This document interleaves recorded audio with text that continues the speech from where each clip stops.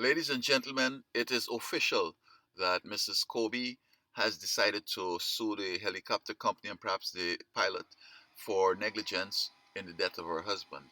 And I must tell you in advance that I was grieved when I heard of the accident, and my condolences, sympathies, everything, high regards go to him and the family. Now, I'm not a legal scholar. I have a paralegal training, and I want to go to law school. And I'm just back to my mind, say, like, if I were an attorney and I was doing this case. Now, I'm not giving no legal advice. I'm just saying, playing it on my mind and see, how I could, wiggle wrong in this case. Now, there are some facts that we know here. This helicopter got permission to go through this inclement weather, this fog. It was going to 150 miles an hour and was descending at 4,000 feet per minute. Now, I don't think an experienced pilot is going to do that because he understands what's up. So when they raised up on the CD weather, the guy, Mr. Collins, said, the pilot called him and said, Mr. Kobe, well, here it is. We got to go back. Say, man, we can't do that, bro. Well, I say, I can't go through because the controllers got to give clearance here. So he got informed. This is Mr. Kobe Bryant, and um, I'm in this helicopter today. We have 10 people here, um, members of the team, my daughter. We want to get to Calabas to do this game. We just have like half an hour to get there. If we go underground, we won't get there. The game won't be able to play because of these circumstances. So please give us permission. I said, okay, but be very cautious, okay? All right. So they decided to go through. And Kobe must have said, "Hey man, let me pilot this plane and show my friends how I could mambo this thing because I've been flying in this thing like 20 years now, and I at first I sat up front. I understand the thing in the first week, and then I start flying a little bit and so on, and I think that I'm competent. I should go for my license sometime soon, but I don't know." But let me fly this plane, bro. Let me show my friends how I could really mambo this kind of, this little down here. And so he got in the wheels, and I don't know why you would want to go 150 miles an hour. You can't even see, properly, and why you'd want to descend so fast. As I'm saying, it seemed to be like Kobe was doing that.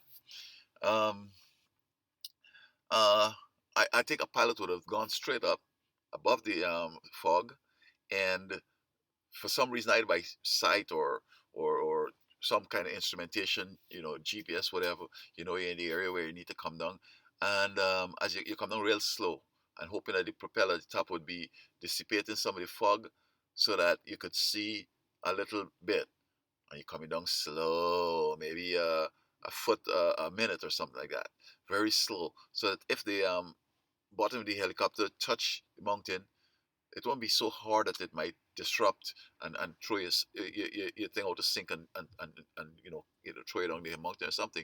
You could go back up. Um, so to be going that fast and then to be coming down so fast, I mean, that don't sound very professional.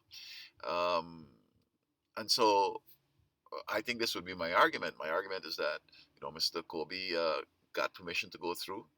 I'm his employee. He's paying the bills, so I have to follow his instructions. Um, in certain circumstances, you give him permission, but you just have to exercise a little more caution. But then he said, "Let me fly the plane and show my little friends here how I could get this plane railed down and get down with it." You know what I'm saying? And he was going so fast, and we were kind of stunned. Oh, by the way, what will be important in this case, though, is the subpoena of those phones, the texts, messages, and the phone calls. Now, I could just imagine. I have a wicked imagination. Hey, what? Oh my God, Kobe's on this plane. He's flying this helicopter, man. Oh my God, I don't know what to do. Please, please, Lord. Oh man. Texas saying, man, this guy is something else, man. This fella's flying this thing so fast, bro. I can't even see no wing of this man going so fast. I don't understand. The mountains wrong here. I mean, that alone will have the case dismissed. In fact, Kobe might have to pay the company some money. So they better be careful how to go in that lawsuit. It might turn around where they have to be liable for the whole accident. So they should do some investigation and find out, very quietly if he's liable from those texts, and then just fizz out and let it slide because, to have to go up and find yourself liable and have to pay the money, that'll take away all that money he has, man, because all that people lives, 10 lives, if each get 50 million. That was like 500 million. I don't know how much millions he has, and so on. You know.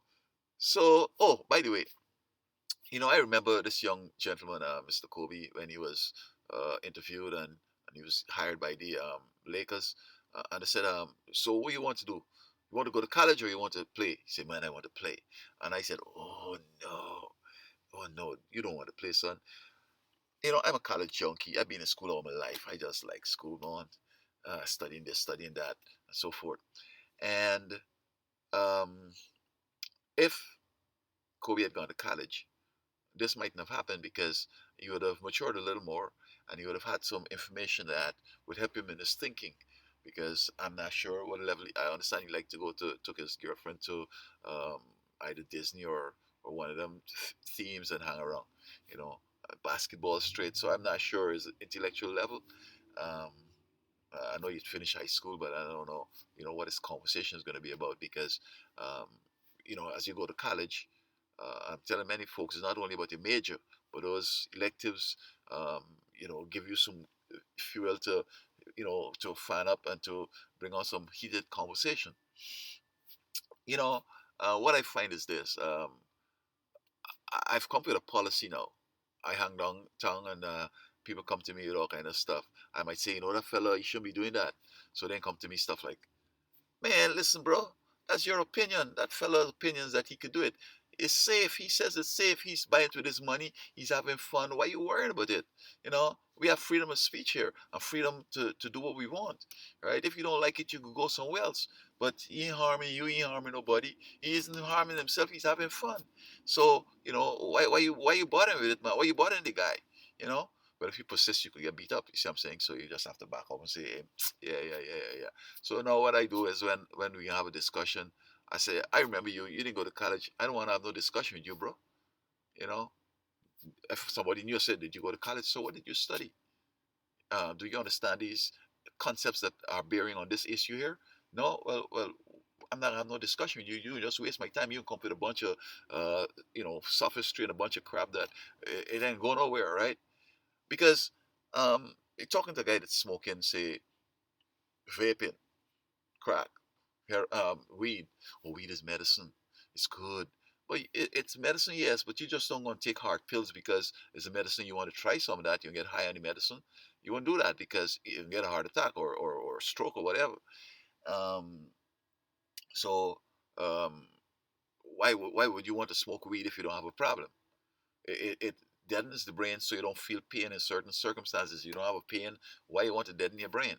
You know. And I was teaching school, and I see kids that are slow, and they don't mind when you tell them they don't understand, and they're smoking that weed. So, in the Caribbean, people smoking weed, they go crazy. But the weed up here, it takes a longer time. I don't know if it's old weed and those are real stronger weed. I don't know. But you look at things like that, which would come from your study of biology, health science, or whatever. You'd be able to have a good discussion. And while the person might still want to do what they're doing, but at least you have some scientific and reliable and valid concepts to convey to this person that if the person has an open mind and listen and follow, some mature experience and so on, they would avoid the problems. See some of them coming through town, man, you got any weed? They're addicted to it. They don't have no money. They want to knock down somebody, steal something, go in the shoplift, so they could save the food money to buy the weed or whatever they got to do.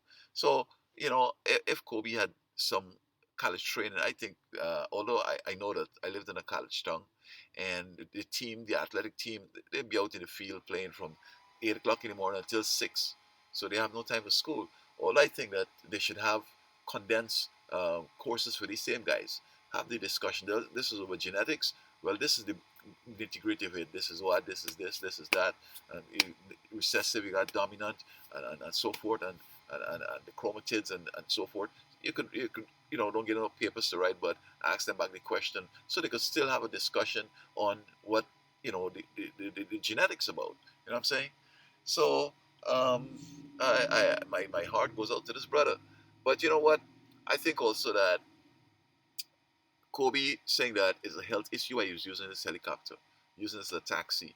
And in his mind, and to the people, his wife and to others, it sounded real classic, so profound. But me, I would have said, look, bro, helicopters or any vehicle in the air, it's difficult, man. You could, one time you hit the ground, you're gonna die, or somehow whatever, burn up, blow up in the air, whatever. But if you're on the road, rarely you get burned beyond recognition. One in 100 might get burned up like that. But every time you fall out the helicopter and it light up, or a plane, you're gonna get burned up serious. You know what I'm saying? And with an accident on the street, you still could be rushed to the hospital. You might have a broken back, a broken neck, whatever. You still could survive. But when you come down from the helicopter, it's over. And so I would have had reserved the hotel and spend a $20 a night or whatever. If I have two games and I need to be there for whatever, I come in early, check in, relax, go to my train and do what I got to do and play my games. Family come and visit or whatever. Or we on the phone with Skype and all that stuff. It's like you're right there, right? You don't have to put yourself at risk. That's one. Or secondly, you could have had a big bus, a big bed in the middle on springs, so it's comfortable. Even if you go in a pothole, you don't even realize you went in some pothole. All the springs and every shocks and everything so nice. And you got, if you have to leave 3 o'clock in the morning, you continue sleeping. You go in the pajamas, you climb in the bed, you lie down, you're chilling. The man taking his time and going the road, and you're risky and running off the road and going through all kind of back street or whatever. You're going with the traffic. But when it gets in town, it will be enough time for you to be early, but you're not stressed out. You're relaxed. You know what I mean? You don't have to drive yourself, get a bus and go down there. So I wish that, he had looked at it a little differently, such that he didn't have to put himself in this risk of helicopter taxi in which even if the guy were driving and he caused it, well, it's still the same. But as I said, I think that Kobe was flying this plane, and I hope that I'm not slandering him or trying to trivialize it or anything like that. But I'm just wondering uh, who would most likely be doing that in the helicopter, and I think that Kobe is the one who might more likely be prone to doing that kind of stuff, go through the bad weather, fly the plane fast on 50 miles an hour in fog and coming down at 4,000 feet a minute.